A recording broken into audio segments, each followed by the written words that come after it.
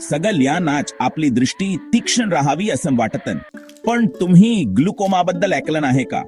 हा आजार हळूहळू डोळ्यांना कमजोर करतो. ग्लुकोमा हा डोळ्यांच्या आजारांचा एक समूह आहे जो दृष्टीच्या मज्जातंतूंना नुकसान पोहोचवतो. बहुतेकदा हा आजार डोळ्यांमधील दाबा वाढल्यामुळे होतो आणि जगभरात अंधत्वाचे हे एक मोठे कारण आहे. यातली सर्वात वाईट गोष्ट म्हणजे हा आजार हळूहळू वाढतो, त्यामुळे बऱ्याच लोकांना कच्च नाही जोपर्यंत खूप उशीर होत नाही तोपर्यंत. याचे मुख्य कारण काय?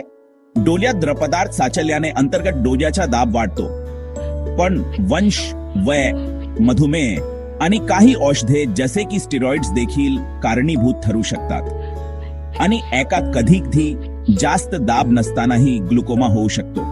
ओपन अंगल ग्लुकोमा हा सर्वात सामान्य प्रकार आहे.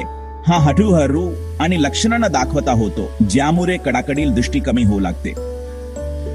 ब्रॅकेट में अंगल क्लोजर ग्लुकोमा हा अचानक वेदनादायक प्रकार आहे, ज्यामध्ये ताबडतोब डॉक्टरकडे जाणे आवश्यक आहे.